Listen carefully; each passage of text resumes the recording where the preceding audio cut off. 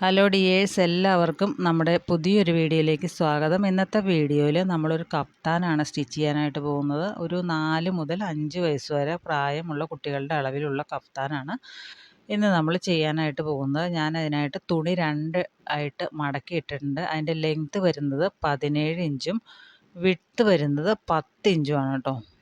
ഇനിയിപ്പോൾ അതിൻ്റെ അകത്ത് നമുക്ക് ആകെ 2 അളവുകൾ മാത്രമേ മാർക്ക് ചെയ്യേണ്ടതുള്ളൂ. ഒന്ന് ഫ്രണ്ട് നെക്കും ബാക്ക് നെക്കും മാത്രമാണ് നമുക്ക് ഇതിൻ്റെ അകത്ത് അളവുകളായിട്ടുള്ളൂ. ഞാനിപ്പോൾ 2 ഇഞ്ച് നെക്ക് വിഡ്ത്ത് ഒന്ന് മാർക്ക് ചെയ്തിട്ടുണ്ട്. അതുപോലെ തന്നെ 2.5 ഇഞ്ച് നെക്കിൻ്റെ ലെങ്ത്ത് മാർക്ക് ചെയ്തിട്ടുണ്ട്. ഇത് ഫ്രണ്ട് നെക്കാണ് കേട്ടോ. ഇനി ബാക്ക് നെക്ക് നമ്മളൊരു 1.5 ഇഞ്ചാണ് മാർക്ക് ചെയ്യുന്നത്. നമ്മളധികം ബാക്ക് നെക്ക് ഇറക്കുന്നില്ല.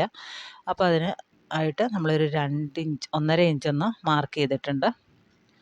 ഇനിയിപ്പോൾ ഇതിനകത്ത് വേറെ അളവുകളൊന്നും നമ്മൾ മാർക്ക് ചെയ്യാനില്ല. ആകെയുള്ളത് നമുക്ക് എലാസ്റ്റിക് വെക്കാനുള്ള അളവാണ് നടുക്കായിട്ട്. അപ്പോൾ അത് സ്റ്റിച്ച് ചെയ്യുമ്പോൾ കാണിച്ചു തരാം.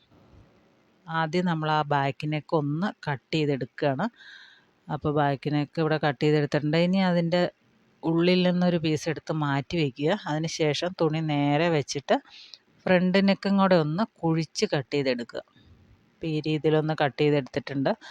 ഇനി വേണ്ടത് അതിൻ്റെ സെൻറ്റർ ഒന്ന് കട്ട് ചെയ്തെടുക്കുക എന്നുള്ളതാണ്. സെൻറ്റർ നമ്മൾ ഒരു വള്ളി പോലെ വെക്കാനായിട്ടാണ് ഉദ്ദേശിക്കുന്നത്. അപ്പോൾ അതിനായിട്ടാണ് ഒന്ന് കട്ട് ചെയ്തെടുത്തേക്കുന്നത്. ഇപ്പോൾ അതിൻ്റെ ലെങ്ത്ത് വരുന്നത് ഒരു 1.5 ഇഞ്ചാണ്. എന്നിട്ട് നെക്ക് ഈ രീതിയിലാണ് നമുക്ക് നെക്ക് വരുന്നത്. നമ്മൾ ഈ നെക്ക് മൊത്തം ക്രോസ് പീസ് വെച്ചിട്ടാണ് ചെയ്യുന്നത്. ആ ഫ്രണ്ടിൽ നമ്മൾ കട്ട് ചെയ്ത ആ ഭാഗം ഉണ്ടല്ലോ, ആ ഭാഗം നമ്മൾ വേറെ ഒരു പീസ് സ്ക്വയർ പീസ് വെച്ചിട്ട് ഉള്ളിലേക്ക് മറിച്ചിടുകയാണ് ചെയ്യുന്നത്. അപ്പോൾ അതിനായിട്ട് നമുക്കൊരു സ്ക്വയർ പീസ് എടുക്കാം. ഇതുപോലൊരു പീസ് എടുക്കുന്നുണ്ട്. ഇതിൻ്റെ ലെങ്ത്ത് വരുന്നത് 3 ഇഞ്ചാണ്, വിഡ്ത്തും 3 ഇഞ്ചാണ് കേട്ടോ.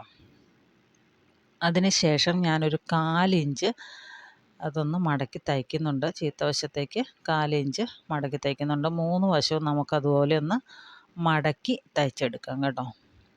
മറ്റേ വശം തയ്ക്കണ്ട, 4-മത്തെ വശം തയ്ക്കണ്ട. കാരണം അത് മുകളിലേക്ക് പോകുന്നത് കൊണ്ട് അത് തയ്ക്കേണ്ട ആവശ്യമില്ല. അപ്പോൾ ഇങ്ങനെ കിട്ടിയിട്ടുണ്ട് നമുക്ക്. ഇനി അതിൻ്റെ സെൻറ്റർ നമുക്കൊന്ന് കട്ട് ചെയ്യാം. കട്ട് ചെയ്താലാണല്ലോ നമുക്കത് കറക്റ്റായിട്ട് അതിൻ്റെ മുകളിൽ വെച്ച് പിടിപ്പിക്കാനായിട്ട് സാധിക്കുള്ളൂ.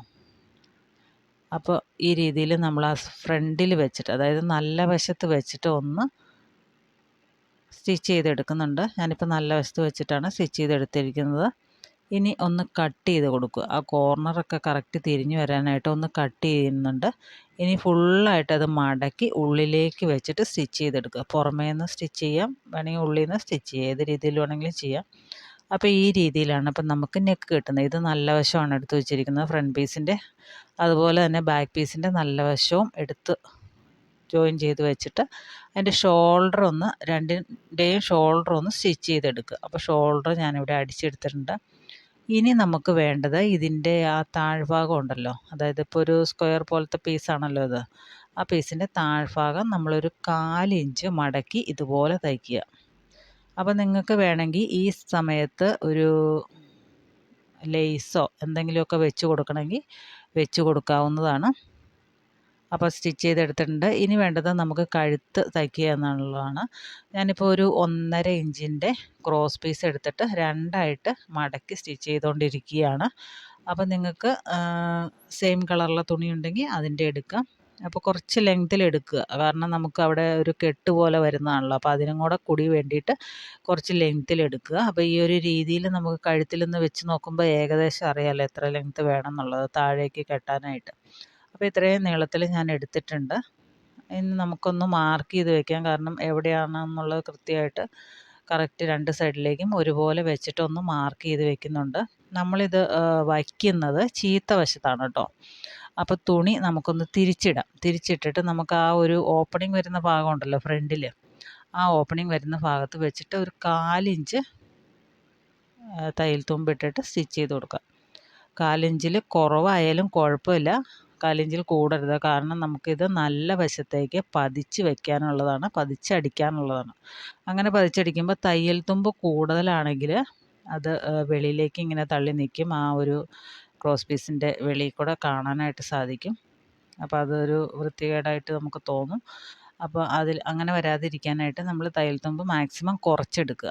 അപ്പോൾ ഞാൻ ഫുള്ളായിട്ട് ഇപ്പോൾ റൗണ്ട് ചെയ്ത് സ്റ്റിച്ച് ചെയ്തെടുത്തിട്ടുണ്ട് കേട്ടോ. അപ്പോൾ ഒരു സൈഡിൽ ഞാൻ ആ വള്ളി പോലത്തെ മടക്കി അടിച്ചിട്ടുണ്ട്, മറ്റേ സൈഡിൽ അടിച്ചിട്ടില്ല. അതും കൂടെ ഒന്ന് മടക്കി അടിക്കുന്നുണ്ട്. അതിൻ്റെ തയ്യൽത്തുമ്പ് കാണാത്ത രീതിയിലൊന്ന് മടക്കി അടിച്ചെടുക്കുക. ഇനി വേണ്ടത് ഇതിൻ്റെ ചീത്തവശമാണ് ഞാൻ എടുത്ത് വെച്ചിരിക്കുന്നത്. ഏറ്റവും മുകളിൽ നിന്ന് ഷോൾഡറിൽ നിന്ന് ഒരു 8 ഇഞ്ച് താഴേക്ക് ഒരു സ്ട്രെയിറ്റ് ആയിട്ടൊരു ലൈൻ വരയ്ക്കുക. ഫ്രണ്ടിലും അതുപോലെ തന്നെ ബാക്ക് സൈഡിലും ഒരേപോലെ വരച്ചെടുക്കുക. സ്ട്രെയിറ്റ് ആയിട്ട് വരയ്ക്കുക. നമുക്ക് അവിടെ എലാസ്റ്റിക് വെക്കാനാട്ടോ. അപ്പോൾ എലാസ്റ്റിക്കിൻ്റെ വിഡ്ത്ത് എന്ന് പറയുന്നത് നിങ്ങളൊരു 9 ഇഞ്ച് അല്ലെങ്കിൽ 10 ഇഞ്ച് എലാസ്റ്റിക്കിൻ്റെ വിഡ്ത്ത് എടുക്കുക. 9 ഇഞ്ച് എടുത്ത് വെച്ചാൽ മതി. 9 ഇഞ്ചിൻ്റെ ഒരു എലാസ്റ്റിക് എടുത്തതിന് ശേഷം കറക്റ്റായിട്ട് വലിച്ച് പിടിച്ചിട്ട് ആ ഒരു ലൈനിൽ കൂടി വെച്ച് കൊടുക്കുക.